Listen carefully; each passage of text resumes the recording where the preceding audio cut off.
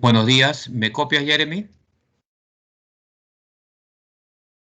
Buenos días, doctor. Sí, sí se le escucha. ¿Se me escucha bien con buena voz o porque yo te escucho bajo a ti? Sí, doctor, sí se le escucha bien. Ya, perfecto. Dime, ¿quiénes han faltado, por favor?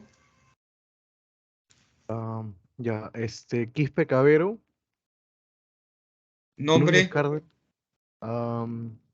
Janet, ya. Remigio ha faltado, en lista está Remigio, doctor. seguro. Presente, doctor. Ahí está el- Chequéamelo bien, ¿ah? ¿Quién más ha faltado, hijo? am, Brian Alexander Núñez Cárdenas, Brian Núñez Cárdenas. ¿Quién más? eh, Kawina Ramos, Marelins. Veo 66, 65. ¿Cuántos son? Somos 67 en total, doctor. 67, ¿no? ¿Y quién más, perdón? Brian Núñez y el otro. Kawina Ramos, pero ya se conectó ya. Ahí está presente. Kawina Ramos. Presente, doctor, disculpe, buenos días. Muy tarde, pues Acabo de hija, entrar. ¿qué pasa contigo? Estás tomando desayuno, me imagino. Doctor, no tenía internet en la mañana. Ah, ya. Bueno, empezamos, mi querido Jeremy. Sí, doctor. Sí, doctor. Bueno, a ver, a ver.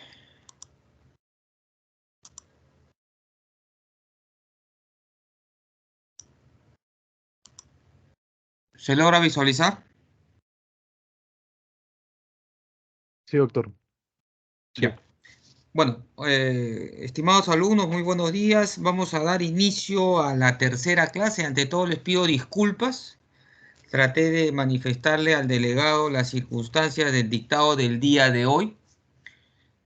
Ya él de repente por ahí les dirá por inbox que realmente son clases que a nosotros no estamos programados, pero que no tenemos inconveniente de darlas con tal de poder participar en ese grano de arena de formación que de los futuros médicos de nuestro país, ¿no? Y sobre todo que son de nuestra alma mater. Bueno, este, hemos tratado de viajar por la parte de la hematología de una manera rápida, como ustedes comprenderán. La hematología, así como muchas de las otras especialidades, es bastante amplia, bastante compleja, con un sinnúmero de proteínas, de carbohidratos, de enzimas, proenzimas, cofactores, glucoproteínas y todas las inas que ustedes imaginen, que intervienen de diversas maneras en el funcionamiento de la homeostasia de la sangre para la buena oxigenación y nutrición de nuestros tejidos. Eso es una parte primordial, ¿no? Sin esa buena oxigenación o sin esa buena nutrición, obviamente no habría un funcionamiento adecuado, ¿no? Y ustedes saben, parte de la fisiología es la funcionabilidad de la célula para la activación de los tejidos y de los órganos y del cuerpo.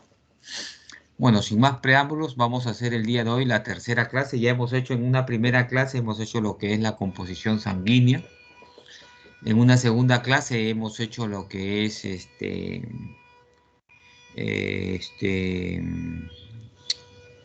los glóbulos rojos, su estructura y funcionamiento. Y el día de hoy vamos a hacer una clase un poquito más compleja, ¿no? Que viene a ser las plaquetas y lo que es la hemostasia. Le digo que es un poquito más complejo porque si bien las plaquetas intervienen en el tema de la hemostasia, pero en la hemostasia intervienen una serie de elementos, de iones, de proteínas, de cofactores, de enzimas, ¿no? De sustancias activadoras, inhibidoras, que hacen que de repente sea una clase un poquito este, escabrosa, diría yo, ¿no? Y que si le ponemos un poquito de escucha, le ponemos un poquito de orden, ténganlo por seguro que va a ser una clase bastante didáctica y de bastante aprendizaje, sobre todo para ustedes. Bueno, sin más preámbulos, la idea de esta clase es que puedan identificar lo que es la estructura de la plaqueta, que puedan relacionar la función de las plaquetas, entender el proceso de la trombopoiesis y de la hemostasia básicamente, y siempre dando un complemento a esta sesión con las prácticas ya sugeridas a sus respectivos docentes por parte de su delegado, ¿no? Y mi persona. La reflexión viene a ser en base a lo que es la hemostasia, que es un mecanismo que va a asegurar y mantener el estado líquido de la sangre, y así evitar su pérdida cuando se produzca alguna injuria sanguínea, de algún vaso sanguíneo. El temario vamos a tratar de desarrollarlo mediante la trombopoiesis, la característica de la trombopoiesis, la hemostasia, la activación plaquetaria y la función plaquetaria.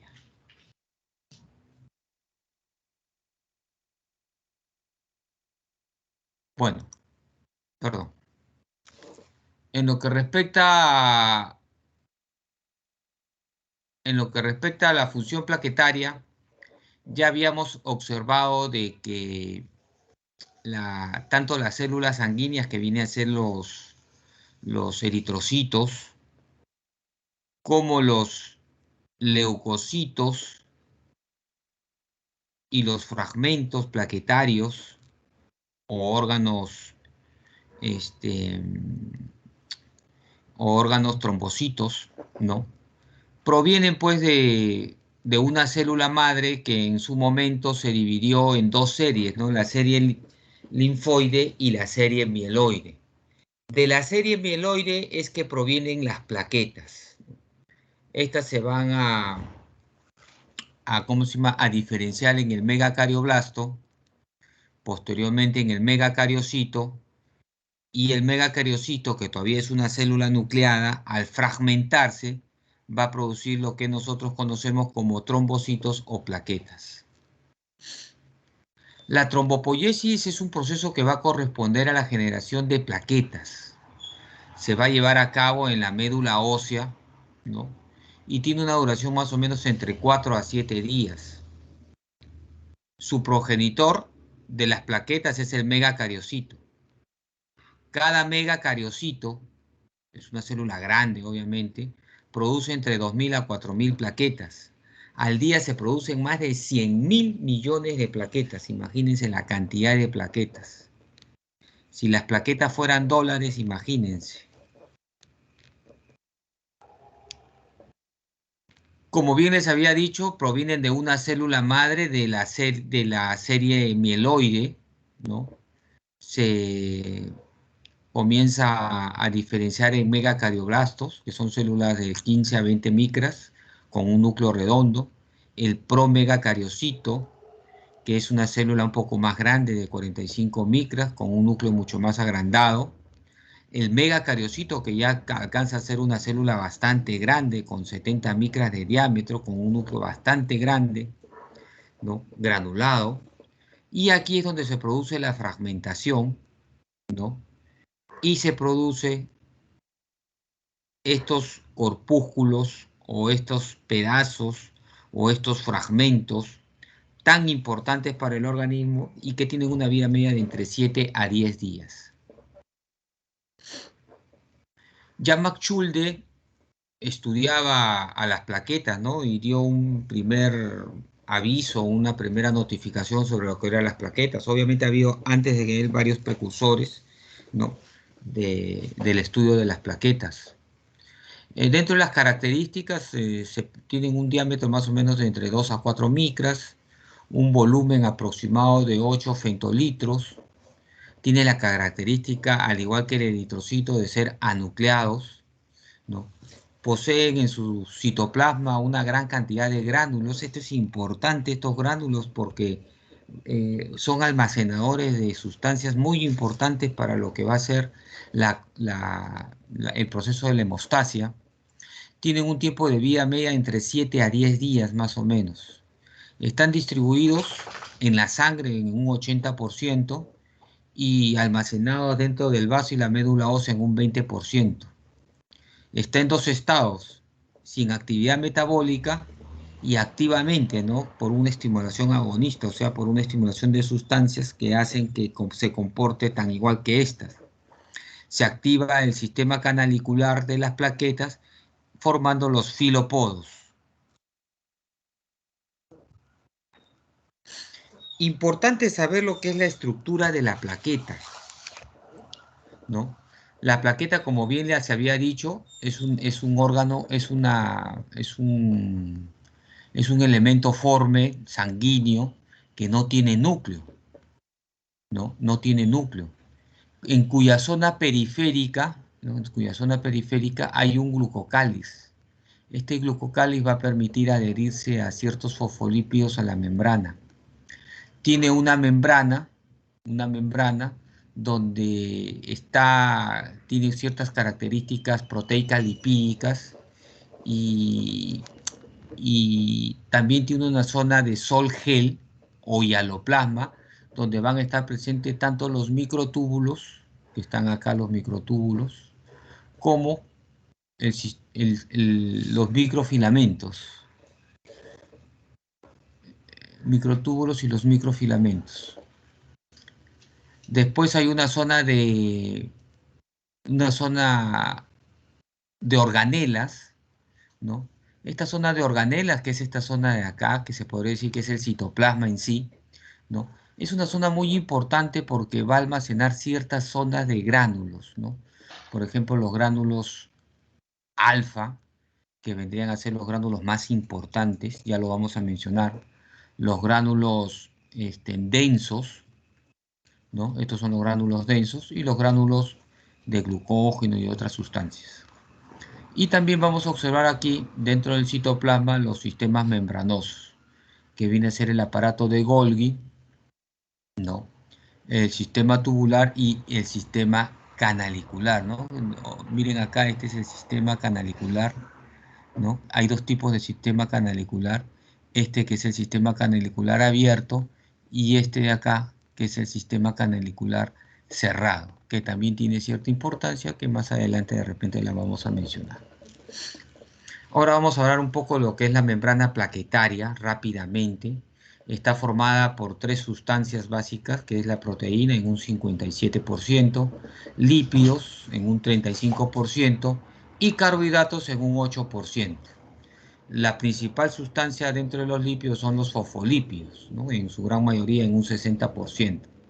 Importante señalar que en esta membrana plaquetaria, estos cuadraditos amarillitos son receptores para ADP, para factor de von Willebrand, para trombina, para colágeno, para fibrinógeno, para sus diversas uniones y sus diversas activaciones o en su defecto inhibiciones.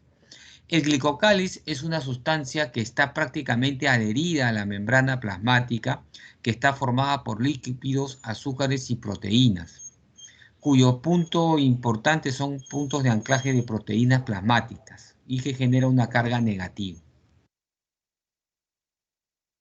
Acá tenemos una plaqueta, ¿no? Donde vamos a ver los gránulos densos, vamos a ver acá los microtúbulos, que es importante conocerlo, y ya aquí ya nos está presentando las glicoproteínas, que estas glicoproteínas, la GPLB, por ejemplo, que son muy importantes, o esta GPLB, que son glucoproteínas muy importantes para la activación de la agregación plaquetaria. El citoesqueleto también presenta un citoesqueleto cuyas funciones son básicamente el cambio de forma de las plaquetas, o sea, para poder hacer la diapedés. Y no se olviden que la plaqueta, al igual que el glóbulo blanco, tiene la función ameboide, o sea, tiene la función diapedética, ¿no? El envío de extensiones extracelulares, ¿no? Colecciona y obtiene el contenido granular también, ¿no? Influye en la reactivación de la superficie, ¿no? Este citoesqueleto consta de tres partes principales, ¿no? Consta de tres estructuras principales. El esqueleto de membrana, la masa de actina y filamentos y la banda de microtúbulos, ¿no? Acá está el citoesqueleto, esqueleto de membrana, filamentos intermedios y la banda de microtúbulos. El esqueleto de membrana, al igual que el eritrocito, está formado por la espectrina. Acá pueden ver ustedes la espectrina, que está como cinta doblada, la espectrina, que está unida hacia abajo con la actina, ¿no? Con la actina. Todo esto por debajo del sistema canalicular abierto, ¿no? Debajo del sistema canalicular abierto. A la vez la filamina A, que es esta cinta que está por acá, va a unir tanto a la actina como a las glicoproteínas, a las diversas glicoproteínas que ya les había mencionado, ¿no? Para crear un sistema citoesquelético que va a estabilizar a la plaqueta y le va a dar un desplazamiento discoide. Hay otras proteínas que también intervienen en este citoesqueleto, como la talina, la vinculina, la proteína quinasa, etc. Los filamentos intermedios, la función principal es la formación de los filópodos. Estos filópodos van a actuar formando una serie de sustancias, como es la unión de la actina principalmente, como es la unión del cofilín, para dar un sostenimiento a lo que es el citoesqueleto y a ciertas sustancias para la activación de la hemostasia. Y la conformación microtubular, los microtúbulos, están formados por circunferencias de membranas, ¿no? Tanto tubulinas alfa como tubulinas beta. Y van a contribuir, su función principal es la forma circular, ¿no? De la plaqueta. Ahora entrándonos a la parte del citoplasma, el citoplasma presenta unos gránulos muy importantes. Estos gránulos muy importantes son el gránulo alfa, que son los más abundantes, los gránulos densos y otra serie de gránulos de glucógeno, de miosina, etcétera, etcétera. Dentro de los gránulos densos pues están la adenilfosfato, la adeniltrifosfato, calcio, serotonina, etcétera, etcétera. Están almacenados ahí. Y dentro de los gránulos alfa,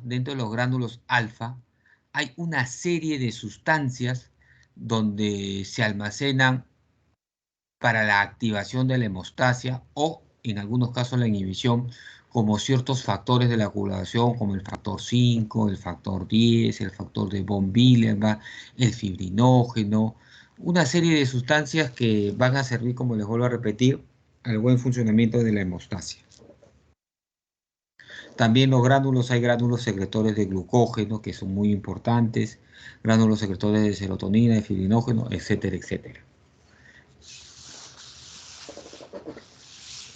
Y dentro de la estructura membranosa existen lo que ya les había mencionado, dos tipos de sistema canalicular abierto. Este es el sistema canalicular abierto y este es el sistema canalicular cerrado. Este sistema canalicular abierto permite, cuando hay la adhesión plaquetaria, o sea, cuando se juntan las dos plaquetas, sirve para intercambiar sustancias, ¿no? Tanto inhibitorias como estimuladoras, ¿no? Entonces son muy importantes, ¿no? El sistema canalicular abierto tiene la función como un reservorio interno de la membrana, como un reservorio de las glicoproteínas, las cuales ya les he mencionado, y como la ruta de liberación del contenido de los gránulos. Y el sistema tubular denso tiene como función principal la regulación del transporte de calcio intracelular y la síntesis de de prostaglandinas plaquetarias. Hasta aquí hemos llegado con lo que es la estructura de la plaqueta, ¿no? Hemos revisado someramente lo que es la parte de la pared celular compuesta por el glucocáliz y la membrana. Esta membrana tiene un citoesqueleto ya explicado. Hemos hablado sobre la solución gel, que vienen a ser los microtúbulos y los microfilamentos, encargados básicamente de la conformación de los filópodos. La zona de las organelas, que está ubicado básicamente en el citoplasma, donde están los gránulos densos, los gránulos alfa, que es el más importante, y los otros gránulos de glucógeno, etcétera, etcétera. Y el sistema membranoso, el sistema membranoso que también ya se ha explicado, básicamente conformado por el sistema tubular denso y el sistema tubular abierto.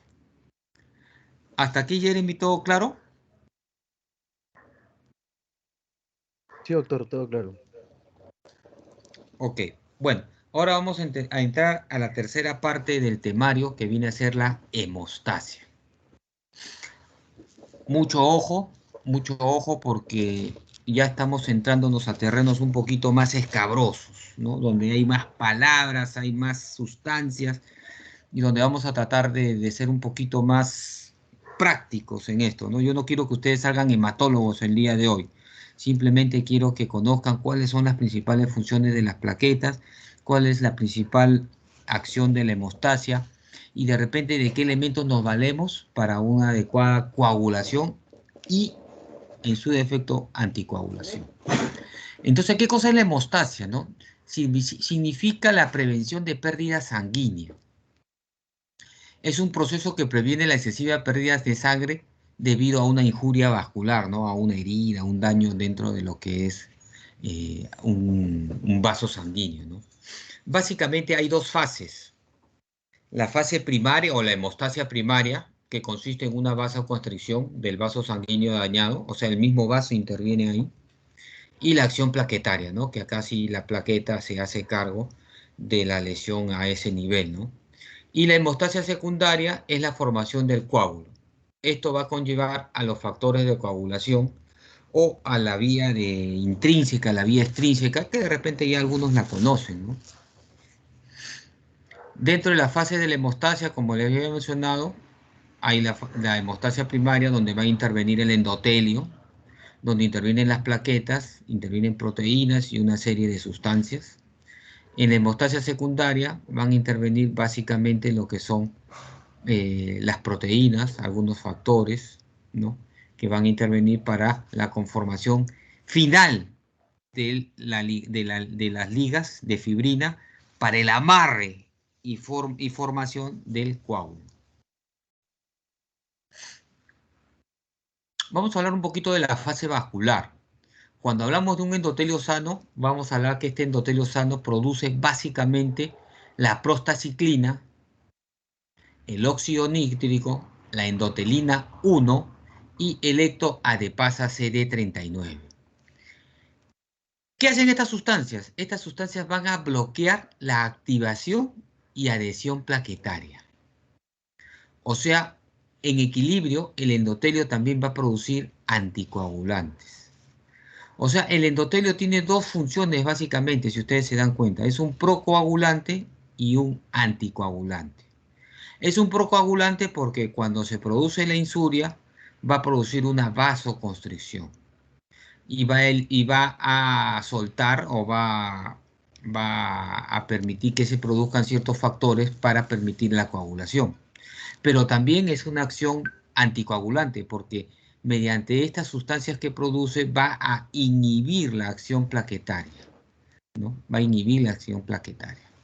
Entonces, según sea la acción, si hay una injuria, el endotelio se va a comportar de una manera procoagulante, o sea, va a ayudar a la plaqueta, a la conformación de la coagulación. Pero si es un órgano que no está injuriado, que está sano, obviamente va a hacer que la plaqueta no produzca trombos, ¿no? Entonces no produzca coágulos, porque ustedes saben que estos trombos o estos coágulos pueden ser dañinos en algunos casos si son desprendidos, ¿no? A diversos órganos del organismo, principalmente cerebro, pulmón, ¿no? Entonces la prostaciclina, que como ya les había mencionado, que es una sustancia, es una prostaglandina, hay 12 y 12, ¿no? Que la produce el endotelio, ¿no? Tiene su efecto principal, ¿no? La inhibición de la agregación plaquetaria, ¿no? Ese es su efecto principal, inhibir la agregación plaquetaria, ¿no? De ahí el óxido nítrico también tiene como función principal la inhibición de la agregación plaquetaria, ¿no? La endotelina, ¿no? Cuyo precursor es la proendotelina 1, ¿no? Esto es en la cascada del ácido araquidónico, ¿no? Incrementa el calcio intracelular y que se induce debido al estrés, al isquemia y a otros, ¿no? Acuérdense que la endotelina 1 tiene la acción principal de la vasoconstricción, ¿no? O sea, ayuda en un inicio cuando hay una injuria a la vasoconstricción. Entonces, hay factores que van a estimular a la endotelina y hay factores que van a inhibir. El vasoconstricción va a estimular a la endotelina, la angiotensina, la vasopresina, etcétera, etcétera.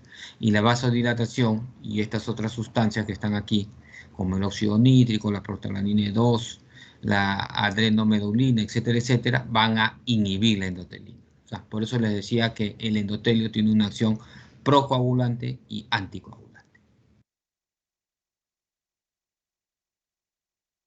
Este cuadrito es bien interesante, ¿no? Este cuadrito es bien interesante. Ya vamos a entrar en sí a lo que es la hemostasia primaria, ¿no? No se olviden que cuando hablamos de la hemostasia primaria, habíamos hablado básicamente de que tiene dos características, ¿no? En un inicio, la vasoconstricción del vaso y en un segundo inicio, lo que es la acción plaquetaria, ¿no? La acción plaquetaria en sí, ¿no? Entonces, en este cuadrito podemos observar un vaso injuriado, un vaso lesionado, un vaso dañado. Entonces, el endotelio, ¿cómo reacciona? Mediante el número 1, la vasoconstricción. La primera acción que se produce es la vasoconstricción. La segunda acción que se produce es el agregado plaquetario. Hasta acá tenemos lo que es la hemostasia primaria. Acá se van a liberar una serie de sustancias, se van a hacer una serie de acciones plaquetarias, de lo que se llama la función plaquetaria, y se va a producir la liberación de fibrinógeno finalmente para la coagulación. Acá ya estamos entrando a lo que vendría a ser la hemostasia secundaria, la formación del coágulo. La formación del coágulo. Para esta formación del coágulo se produce una serie de sustancias, ¿no? Que son los factores de coagulación que van a llevar a que la protombina finalmente se convierta en trombina, esta actúe sobre el fibrinógeno y actúe sobre las tiras de fibrina o los hilos de fibrina para la conformación del coágulo.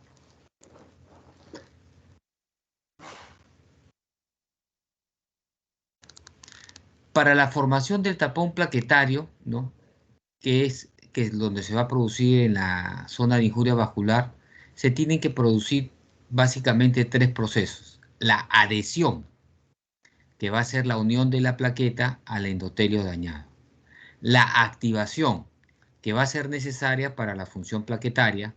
Y la agregación, que va a ser la unión de plaqueta a plaqueta mediante los sistemas, ¿no? abiertos, ¿no? Los sistemas canaliculares abiertos que ya les había mencionado. O sea, tiene tres procesos: la adhesión, la activación y la agregación. Vamos a hablar un poquito de cada uno.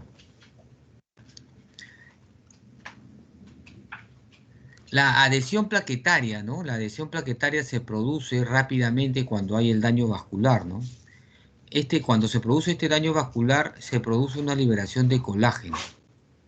Este colágeno, que es de varios tipos, el colágeno de tipo 4, si son en capas, dependiendo de las capas del endotelio, si son superficiales o profundas, hay varios tipos de colágeno. En sí se libera, ¿no? Se libera y va a activar al factor de von Willebrand, ¿no? Va a activar al factor para que se una al endotelio. A su vez, este factor de von Willebrand va a activar, o sea, va a llamar a la plaqueta, ven, ¿no? Y mediante sus glucoproteínas, estas glucoproteínas se van a unir, ¿no? Para comenzar a lo que llamamos nosotros la adhesión plaquetaria. También esto sería lo que le llamamos el rápido flujo o el flujo rápido. También hay un bajo flujo donde el colágeno se va a unir directamente a estas glucoproteínas, ¿no? Sin la intervención de estos factores. Acá tenemos una serie de glucoproteínas con una serie de nombres, con una serie de designaciones, con una serie de receptores y cuya función la mencionamos al lado derecho, ¿no? Lo importante que sepan es que cuando hablamos de adhesión, hablamos que hay una liberación de colágeno. Este colágeno es atraído por este factor de von Willebrand que va a unir a las glucoproteínas de la membrana plasmática de las plaquetas a lugar de la injuria, ¿no? Entonces, esto es lo que llamamos la adhesión plaquetaria.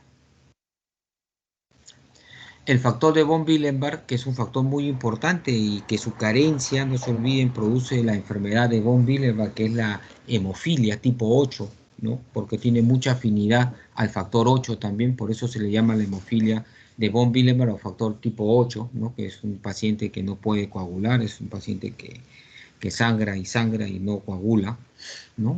Generalmente se ve mucho en niños pequeños, ¿no?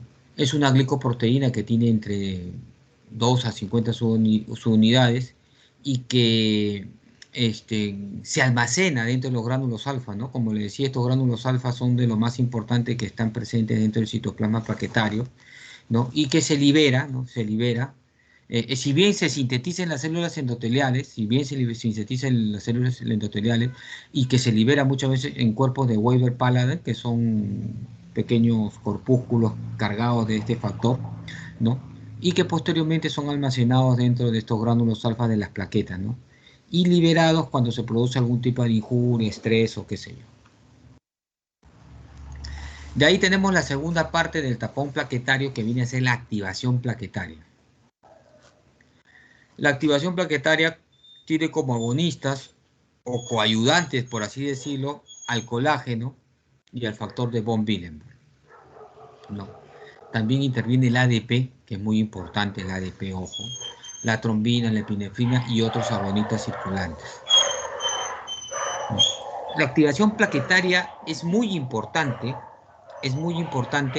porque van a comenzar a actuar una serie de elementos. O sea, cuando se produce la activación plaquetaria, se produce todo un movimiento de una serie de sustancias en diversas zonas. Por ejemplo, los gránulos densos, que ya habíamos mencionado dentro de la estructura plaquetaria, va a producir una serie de agonistas plaquetarios que van a permitir una serie de agonistas plaquetarios que van a permitir la activación del sistema hemostásico, como la ADP, la ATP, el magnesio, calcio, histamina, serotonina. Esta misma activación plaquetaria va a producir una serie de quimiosinas que van a ser las llamadas a llamar a los quimioreceptores o también a los anticuerpos, o sea, al sistema inmunológico, ¿no? Entre ellos también tenemos los lisosomas que van a liberar una serie de sustancias que van a permitir esta activación plaquetaria. Y acá tenemos otro famoso gránulo alfa que ya les habíamos mencionado, que contiene una serie de elementos muy importantes, que son, por ejemplo, los mitógenos celulares, donde, por ejemplo, está la PDGF, la PDGF, que es un elemento muy importante, que es el factor de crecimiento de las plaquetas, o sea que es un factor muy importante porque permite el desarrollo de las plaquetas. También contiene estos gránulos alfa una serie de factores y cofactores hemostáticos, como son el factor 5, el factor 8, el factor 9, los quinógenos, los fibrinógenos, plasminógenos, la proteína S, etcétera, etcétera, que todo esto sirve tanto para las cadenas extrínseca como intrínseca de los factores de coagulación. Una serie de proteínas de adhesión, ¿no? Los receptores de antígenos y una serie de elementos específicos de las plaquetas. Entonces, esta activación plaquetaria es muy importante porque lanza toda una gama, ¿no? Toda una gama para que se cumpla la función final, que vendría a ser la conformación del tapón o del coágulo, ¿no? Acá dentro de lo que es la activación plaquetaria se liberan una serie de sustancias, ¿no? Como ya les habíamos mencionado, y que van a facilitar la conformación y la función, la buena y adecuada función de la plaqueta. También quería mencionarles el ADP. El ADP que viene a ser un cofactor esencial dentro de la activación. O sea, si bien no es parte de la plaqueta, pero sí es un cofactor esencial en lo que es la activación plaquetaria. Al igual que la RGD, que es la RGD que viene a ser un tripéptido, ¿no? Que son 3 aminoácidos, la arginina, la glicina y el aspargato. Acá tenemos, ¿no? El factor de crecimiento que es el ya mencionado, la PDGF, que está almacenado en los gránulos alfa también y que va a estimular la regeneración de estos vasos sanguíneos. Y finalmente tenemos lo que es la agregación plaquetaria, ¿no? La agregación plaquetaria vendría a ser la unión plaquetaria, ¿no? O sea, cómo se une, como pueden ver en este esquemita de acá, cómo se unen las plaquetas, ¿no? Cómo se unen las plaquetas a través de el fibrinógeno, la fibrina, las glucoproteínas, todos cómo intervienen para que se vayan uniendo las plaquetas, ¿no? Y vayan conformando, conforme se siguen uniendo, vayan conformando la formación del trombo, ¿no? Parte de la agregación plaquetaria, la función final, la más importante, vendría a ser la estabilización de la fibrina. Acuérdense que la fibrina viene a ser la parte final, concluyente de la coagulación. La función plaquetaria entonces, ¿no? Es, en resumen, ¿no? Es el unir plaqueta con plaqueta, compartir en esos sistemas canaliculares abiertos la serie de sustancias para que puedan realizar su acción tanto estimuladora para la conformación del coágulo o inhibitoria para que ya ciertas sustancias dejen de producirse debido a que ya se ha llevado a cabo la conformación de ciertos elementos, ¿no? A veces se comporta como, ciertas sustancias se comportan como estimuladoras y a veces se comportan como inhibidoras. Pero lo importante de la función plaquetaria es finalmente la agregación plaquetaria, ¿no? O sea, la unión de plaqueta con plaqueta. Hay ciertos desórdenes que son caracterizados por los recuentos elevados, como la trombocitosis, por ejemplo, ¿no? Que es un recuento elevado, que puede ser por un tema reactivo o puede ser de repente un trastorno mieloproliferativo, ¿no? Eso se puede hacer un estudio mediante un frotis y se puede determinar, ¿no? Hay también desórdenes que provocan un recuento bajo de plaquetas, la denominada trombocitopenia, que puede ser una púrpura o una PTI, como se le llama, ¿no? Diversos tipos de púrpuras por déficit de enzimas, inducida por medicamentos, la enfermedad de Gaucher, etcétera, ¿no? O la anemia plástica. Hay desórdenes que provocan disfunción o recuento reducido, ¿no? Como el síndrome de HELP, eso es en las parturientas, el síndrome urémico hemolítico, la quimioterapia, el dengue, eso es si ustedes se dan cuenta es producto por patologías adyacentes. Hay desórdenes dentro de lo que es la agregación y la adherencia plaquetaria, ¿no? Como el síndrome de Bernard-Soulier, la tromboastenia, síndrome de Scott, la enfermedad, ya les mencioné, de von Willebrand, ¿no? Hay desórdenes en los cuales las plaquetas desempeñan un papel importante, ¿no? Como es la aterosclerosis, ¿no? Lamentablemente las plaquetas comienzan a conformar trombos dentro del endotelio y comienzan a producir lesiones, ¿no?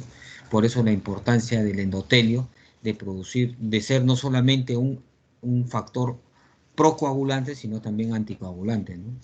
Las enfermedades coronarias arteriales, el ACV, etc. Otras funciones que cumple también pues, es el papel en la inflamación pulmonar, la participación plaquetaria en la remodelación de las vías aéreas y los EPOC.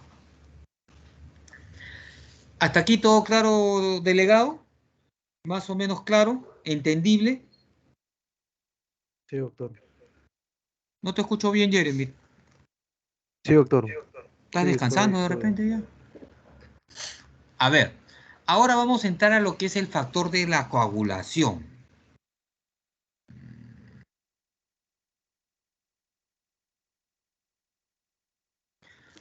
Y quiero primero que nada que vean bien este cuadro que está acá.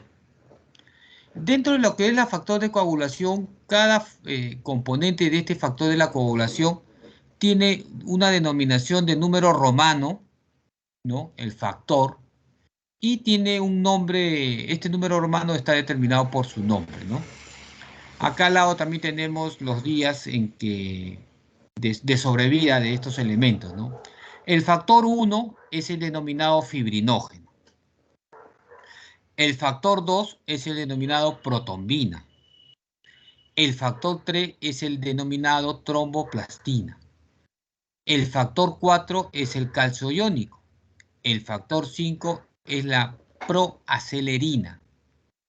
El factor 7, no hay factor 6, es la proconvertina. El factor 8 es el antihemofílico A, ¿no? O cofactor plaquetario 1 también le llaman.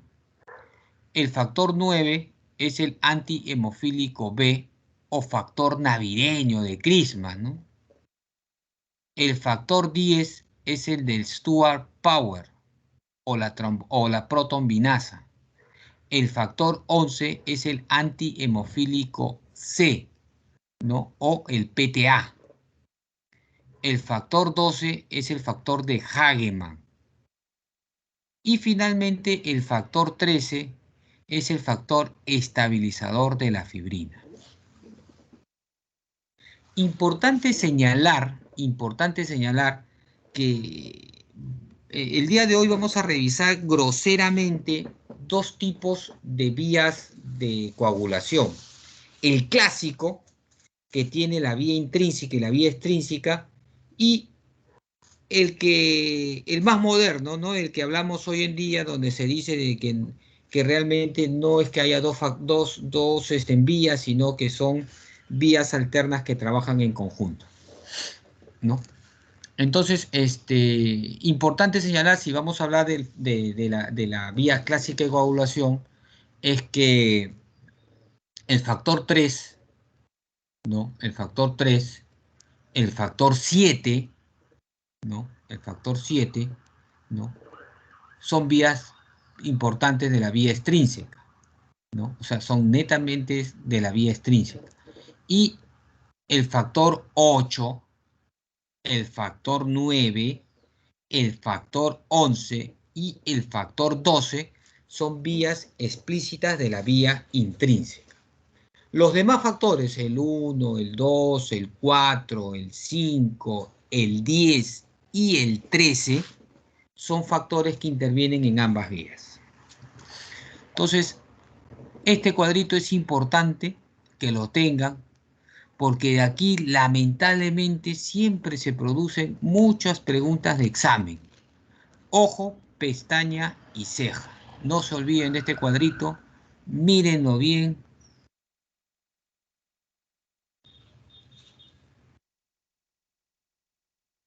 Ahora vamos a tocar someramente, porque la idea no es que ustedes sean hematólogos, como les había dicho, qué factores de coagulación intervienen, lo que nosotros llamaríamos dentro de esta vía clásica de coagulación, ¿no? ¿Qué factores intervienen someramente? Entonces, tenemos factores dependientes de la vitamina K, por eso es muy importante la vitamina K. No sé si algunos habrán tenido la oportunidad de ver cuando los niñitos nacen, lo primero que se le hace es colocarles su vitamina K intramuscular. Esto es para comenzar a la activación del sistema de coagulación, ¿no? Para que el niño no vaya a anticoagular, el niño no vaya a presentar problemas de coagulación. Entonces se pone preventivamente la vitamina K. También en algunos casos, en algunos pacientes que se sospecha de que están con problemas de hemólisis, también se les pone la vitamina K para activar el sistema de coagulación. ¿Cuáles son estos elementos dependientes de la vitamina K? Tenemos a la protombina 2, que es un factor de la coagulación. Tenemos al factor 7, que es parte de la vía extrínseca. Tenemos el factor 9, que es parte de la vía intrínseca. Tenemos al factor 10, que es parte de la vía intrínseca también. Y tenemos a la proteína C, que es un elemento muy importante que va a regular a la antitrombina. Dentro de los cofactores solubles tenemos a la proteína S, tenemos al factor 5, que es parte de la vía extrínseca. Tenemos al factor 8, parte de la vía intrínseca. Y factor de von Willebrand, que es un glucopolipéptido. Los factores de contacto tenemos al factor 11, al factor 12, al quininógeno de alto peso molecular y a la precalicreína. El quininógeno de alto peso molecular es uno solo, por si acaso.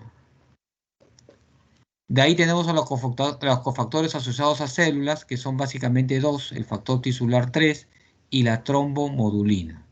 Y hay otros factores de la coagulación, que está el fibrinógeno, el factor 13, que es uno de los más importantes, no se olviden el factor 13, porque va a estabilizar la fibrina, los inhibidores de la proteasa plasmática, que básicamente son la antitrombina y la proteína Z.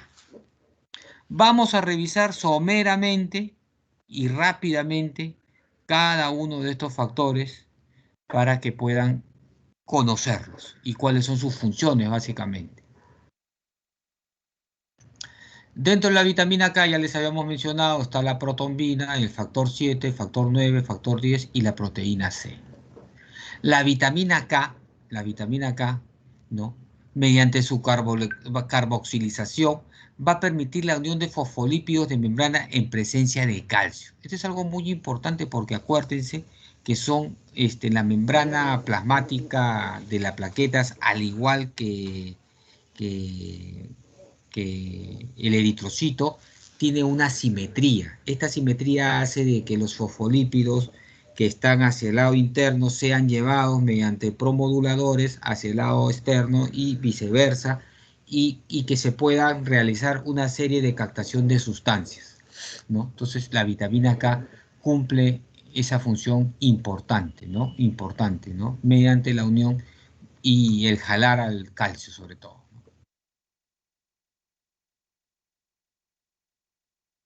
Ya lo habíamos mencionado, ¿no? El factor 2, que es la protombina, el factor 7, el factor 9, el factor 10 y la proteína C, y que se va a sintetizar primariamente a nivel hepático.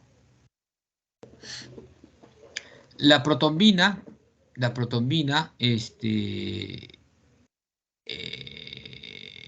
sintetizada en el hígado, tiene un tiempo de vida media de 60 horas y es clivada o dividida por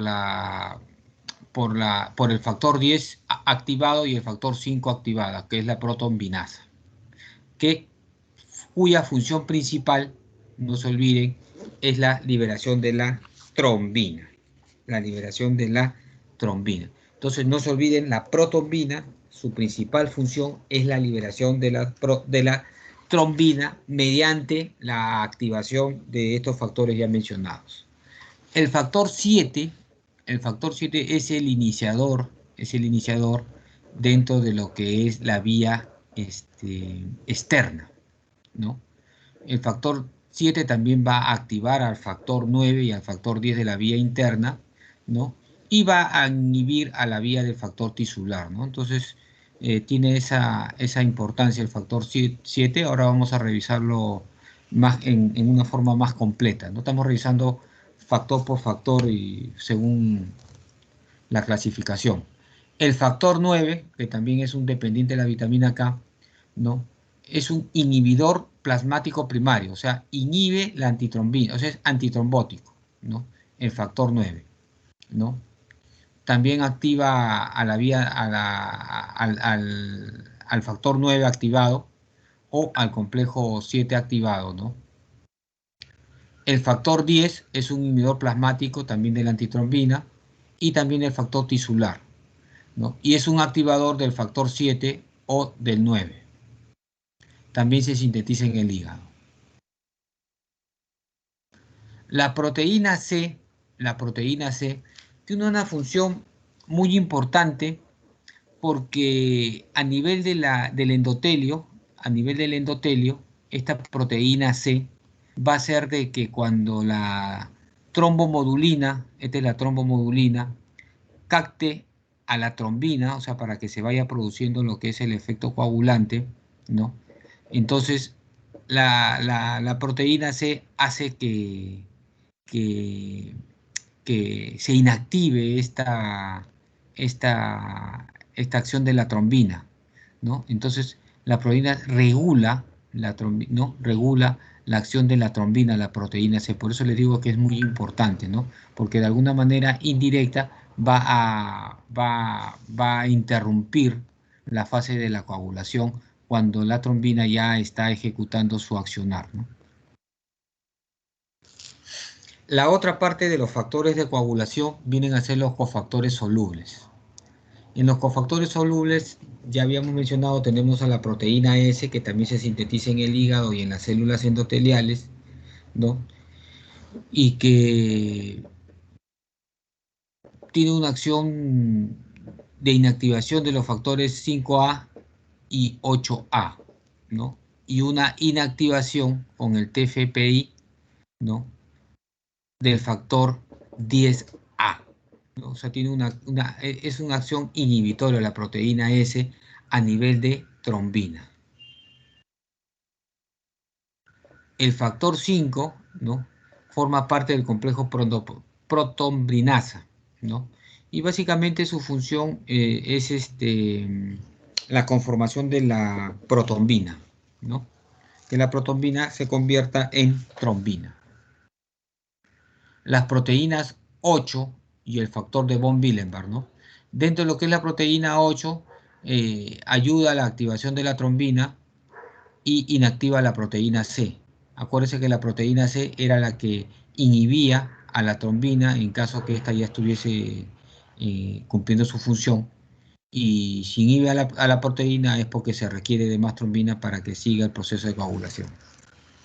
El factor de von Willebrand, ya lo hemos hablado anteriormente, es el que va a permitir la adherencia plaquetaria cuando se produce la injuria del endotelio, ¿no? Es el primero en hacer la adherencia plaquetaria y también está unido al factor 8, ¿no? Al factor 8 está unido, ¿no? Y no se olviden de que esta unión es la que, en ausencia de este factor de von Willebrand, produce la llamada de enfermedad de von Willebrand, que hace que, y sobre todo en niños, se produzca no tenga una adecuada coagulación, ¿no? Niños que sangran constantemente por la nariz, por las encías, ante cualquier herida. Y bueno, de ahí seguimos con los factores de contacto. Los factores de contacto son 4. El factor 11, el factor 12, el quininógeno y las precalicreínas. El factor 11 tiene un efecto inhibidor de la proteasa, básicamente, y tiene un efecto activador del factor 12A o trombina.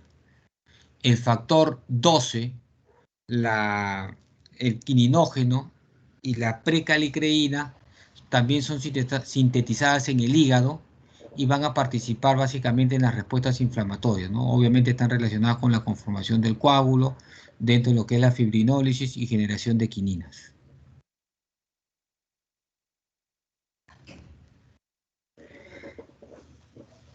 Tenemos lo que es como factor de coagulación los cofactores asociados a la célula, la cuarta parte, ¿no? Que tiene básicamente dos, el factor tisular y la trombomodulina. El factor tisular básicamente va a iniciar la unión del factor tisular extravascular con el factor 7, ¿no? O sea, con la vía extrínseca, ¿no? Es un precoagulante. Y la trombomodulina es habíamos visto en el dibujo anterior, acá se los voy a volver a enseñar. Ahí está acá la trombomodulina, es la que va a recibir a la trombina, ¿no? Es un procoagulante, ¿no? Es un procoagulante, ¿no? De la trombomodulina y obviamente pues también tiene un efecto inhibitorio, ¿no? Y finalmente, dentro de los otros factores de coagulación, tenemos al fibrinógeno, tenemos al factor 13, que es el factor de estabilización de la fibrina, y tenemos a ciertos inhibidores de la proteasa plasmática. El fibrinógeno es una glicoproteína que se sintetiza en el hígado, se encuentra en el plasma y está almacenado dentro de los gránulos alfas en el citoplasma plaquetario. Tiene una vida entre 3 a 5 días. Es un reactante de fase aguda, no se olviden, cuando hay alguna enfermedad, algún proceso inflamatorio, se pide dentro de lo que es eh, enfermedades de reacción inflamatoria el fibrinógeno. Si está alterado es porque algo está ocurriendo, ¿no? Normalmente tiene un nivel dentro de lo que es sangre, ¿no? Y es un activador de la trombina, ¿no? Es un activador de la trombina. El fibrinógeno libera fibronopéptidos A y B y se va a unir a la conformación de la ramificación, o sea, para la creación de fibrina, ¿no? Para el tejido del coágulo, ¿no? La fibrina vendría a ser algo así como un tejido del coágulo para que se estabilice finalmente ese coágulo, ¿no? También hay una degradación del fibrinógeno, ¿no? Que es también dividido, ¿no? Este fibrinógeno por la trombina para formar la fibrina, por la plasmina para degradar el fibrinógeno y va a liberar una serie de sustancias D, sustancias C que van a servir para nuevamente la conformación de nuevas sustancias para la hemostasia. Dentro de otros factores de la coagulación tenemos el factor 13, que básicamente es una estabilización de la fibrina, ¿no? Estabiliza la fibrina para que esta fibrina no regresione mediante una fibrinólisis. Finalmente tenemos a los inhibidores de la proteasa plasmática, ¿no? Tenemos dos principalmente, el TFPI, que es el factor, que es un inhibidor del factor tisular, ¿no? Y tenemos a la proteína Z, ¿no? Como principales inhibidores de la proteasa plasmática. Se sintetiza en las células endoteliales, ¿no? Principalmente, ¿no? Y son de dos clases. La antitrombina, ¿no? Que va a actuar como un sustrato suicida, ¿no? La antitrombina, viene la protombina, se transforma en trombina y esta trombina se convierte en antitrombina, ¿no? Se une, ¿no? Y se va a la conformación donde se está produciendo la lesión vascular, ¿no? Por eso se dice que actúa como un suicida, como un Kamisaki. Y finalmente, dentro de los inhibidores de la proteasa plasmática tenemos a la proteína Z, que de por sí sola es un coagulante, básicamente es un coagulante. También actúa inhibiendo al factor 10, ¿no? Y inhibe también al factor 11 activado, ¿no? También es dependiente dentro de los inmunógenos de la vitamina K dependientes. Bueno, más o menos he tratado someramente de manifestarles lo que es el factor de coagulación. Les vuelvo a repetir, los factores de la coagulación son de cinco clases. Los que son dependientes de la vitamina K, que viene a ser la protombina, el factor 7, el factor 9, el factor 10 y la proteína C. Los cofactores solubles, que vienen a ser las proteínas S, el factor 5, el factor 8 y el factor de von Willebrand, que vienen a ser los factores de contacto, que viene a ser el factor 11, el factor 12, los quininógenos y la precaralqueína, que vienen a ser los cofactores asociados a células, que son dos, el factor tisular y la trombomodulina, y otros cofactores, básicamente la antitrombina, la proteína Z, el fibrinógeno, el factor 13, que es el estabilizador de la fibrina, ojo, no. Y ahora vamos a entrar a lo que son los modelos de coagulación, ¿no? El modelo clásico, ¿no? Es un modelo que se propuso en el año 60 más o menos. Muchos no habíamos nacido todavía. Otros ya eran docentes, creo, ¿no? Pero bueno, este modelo propone lo que les había manifestado, lo que es la vía intrínseca y la vía extrínseca, ¿no? Actualmente hoy ya se habla de un modelo donde ambas vías trabajan de manera conjunta, o sea, no hay esta división, ¿no? El modelo clásico de cascada, o sea, de la vía intrínseca y la vía extrínseca, participan una serie de factores de prueba, ¿no? Es importante, señores, es importante cuando uno sospecha de algún problema de coagulación, por ejemplo, pedir determinados exámenes, ¿no? Por ejemplo, el tiempo de protombina es el indicado para ver si hay alguna lesión a nivel de la vía extrínseca y el tiempo de tromboplastina parcial activado es indicado en la vía intrínseca para ver si hay alguna lesión a ese nivel.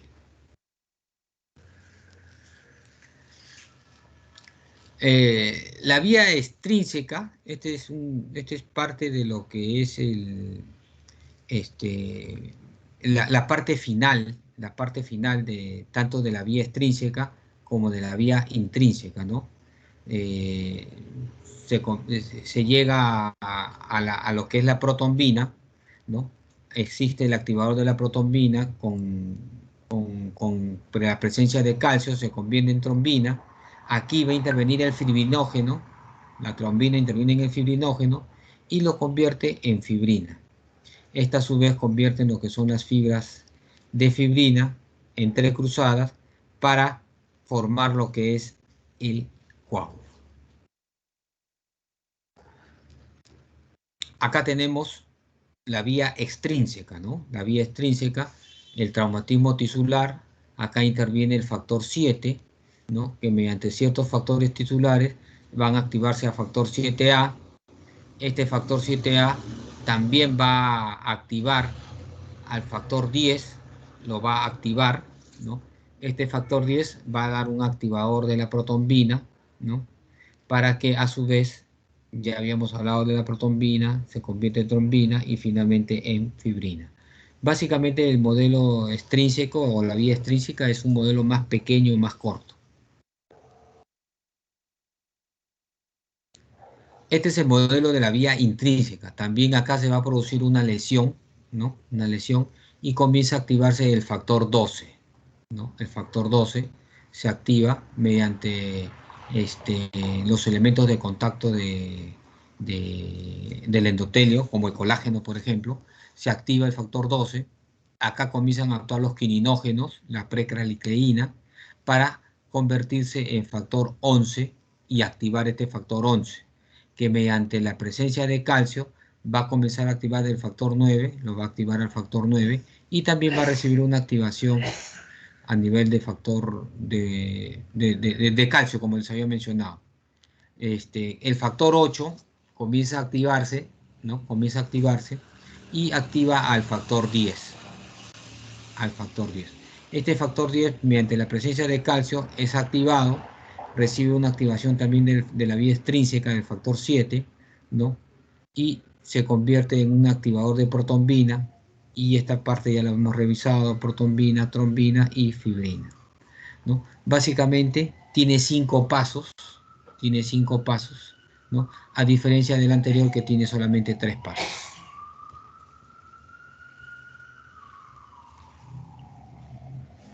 Entonces el modelo de coagulación clásico, básicamente, como les digo, tiene 2 vías, la vía extrínseca y la vía intrínseca. Ambos se van a activar mediante una injuria tisular y van a comenzar a activarse hacia el lado de la vía extrínseca factores propios como el 7, por ejemplo, y hacia la vía intrínseca van a comenzar a activarse factores propios como el 12, por ejemplo, mediante presencia de precardicaína, de quininógenos y de otras sustancias, ¿no?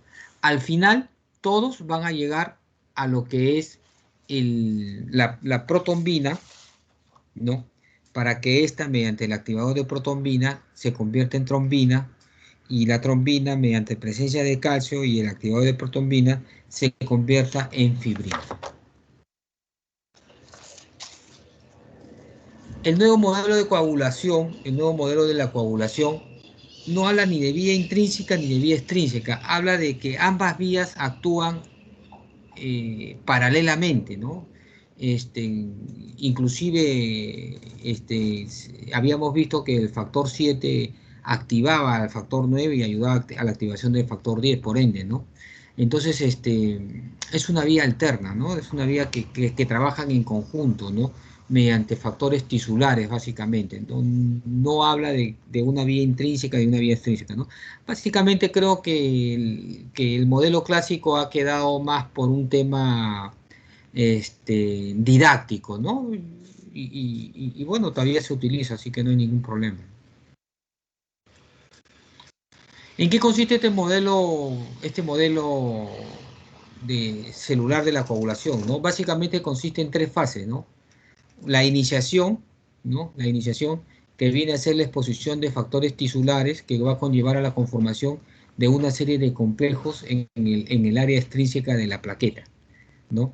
Y aquí se van a liberar una serie de sustancias, de factores para la activación y el funcionamiento de esta plaqueta, ¿no?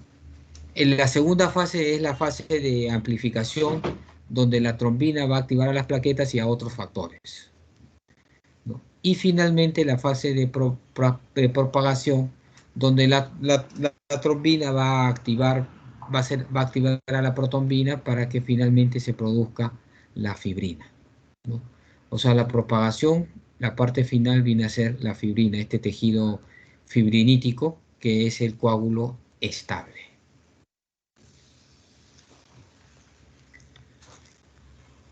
Cuando hablamos de fibrinolisis, hablamos de lo que es lo contrario al coágulo.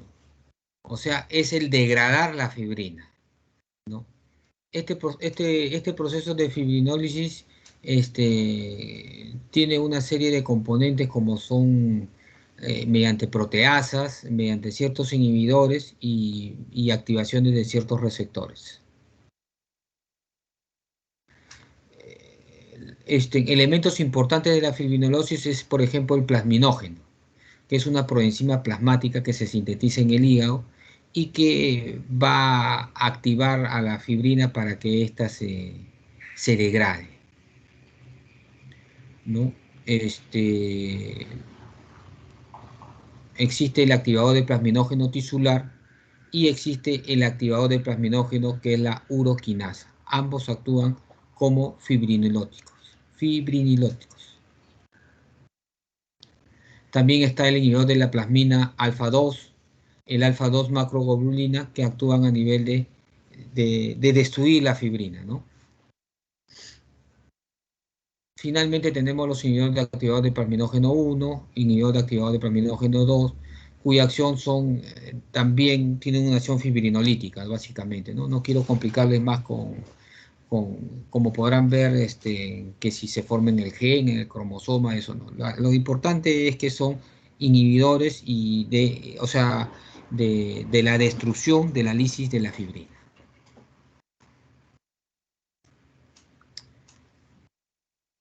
Entonces, como les decía, ¿no? Si hay una cascada de coagulación, ¿no? Cuya objetivo final es la conformación de la fibrina para la producción del trombo, ¿no? Para la producción del trombo, ¿no? Entonces, hay también otra cascada de la fibrinolisis, ¿no? Que viene del plasminógeno, que sirve para la degradación de la fibrina, o sea, la destrucción del trombo. Ambos son, en cierto aspecto, beneficiosos, porque obviamente si yo quiero formar un trombo por una herida, o sea, un coágulo por una herida, es conveniente formar ese coágulo por una herida. Pero si el organismo está formando trombos por ciertos excesos o por ciertas patologías, entonces también me conviene a mí usar fibrinolíticos para destruir ese trombo y que esos trombos no sean dañinos para nuestro organismo.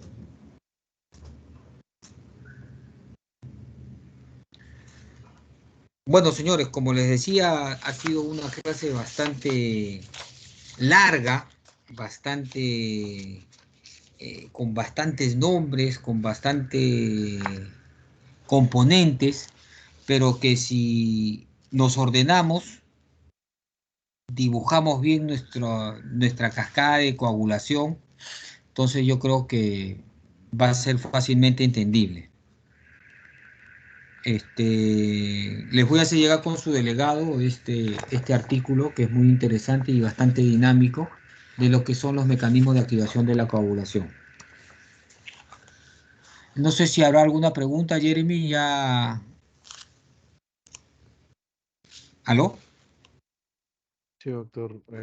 No veo ninguna mano levantada.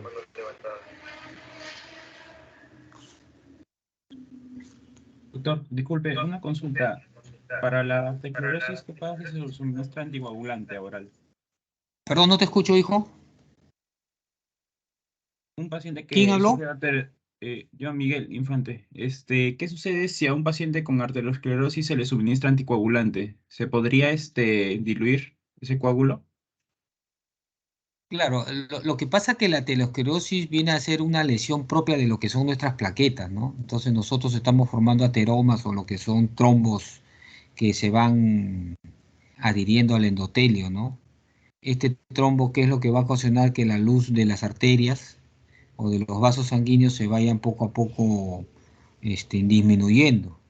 Al irse disminuyendo estos vasos sanguíneos, obviamente el flujo sanguíneo va a comenzar a pasar con mayor presión. Al producirse esa mayor presión va a comenzar a producirse no solamente una injuria a ese nivel, ¿no? Sino también va a comenzar a producirse pues otras lesiones de tipo depresión, por ejemplo, ¿no? Entonces, la idea es, en este caso, usar ciertos anticoagulantes para ir diluyendo ese trombo, ¿no? Ir diluyendo, porque si ese trombo este, se desprende y ya sea el volumen que sea, puede viajar a través de la sangre, podría obstruir alguna vena, sobre todo pulmonar o cerebral, o una arteria, perdón, y producir pues una lesión que en muchos casos puede ser irreparable, ¿no? Ok, doctor. Y respecto a ese tema de la arteriosclerosis, está bien calcificado ese coágulo, ¿no? Perdón, ¿Tiene no te alto escuché. contenido, tiene alto contenido de calcio ese coágulo? No necesariamente de calcio, ¿no? Como, acuérdate pues que la conformación del coágulo, o sea, tiene una serie de componentes, ¿no? Una serie de componentes tiene, y acuérdate que hay una agregación plaquetaria, o sea, hay plaquetas, hay fibrina, ¿no? Hay glucoproteínas, ¿no? Y el calcio básicamente participa en activar estos factores, ¿no? No es que sea un ateroma de calcio o un coágulo de calcio, por así decirlo, ¿no? Ah, ok, doctor. Y la última pregunta, respecto a los factores nos mostró un cuadro, pero no mencionó el factor 6. ¿El factor 6 existe o solamente se omite? Porque en el siguiente cuadro a la derecha aparecía el factor 6A. Factor 6A. No hay factor 6A. En ese cuadro, no sé si lo podría volver a proyectar. A ver, vamos a ver.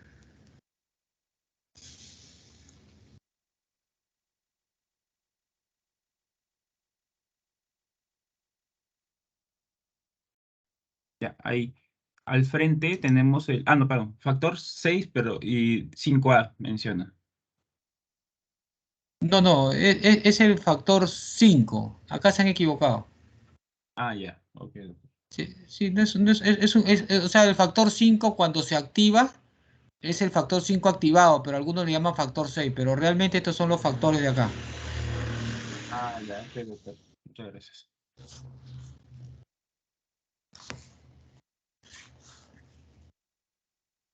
¿Quién fue el joven de la pregunta? Yo, Miguel Infante, doctor. Ya Miguel Infante, está jalado, ¿ah? ¿Alguna otra pregunta, jóvenes?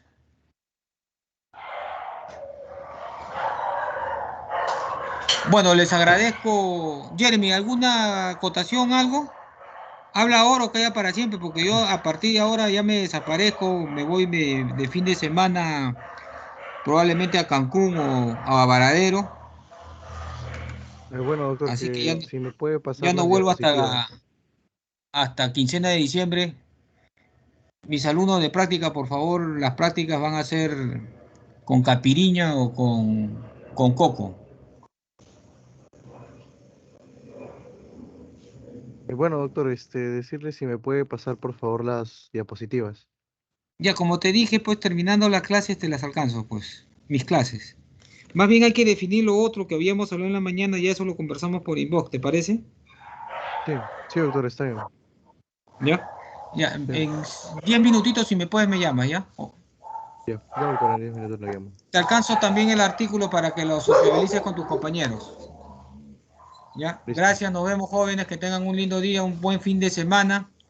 Y bueno, si no nos vemos...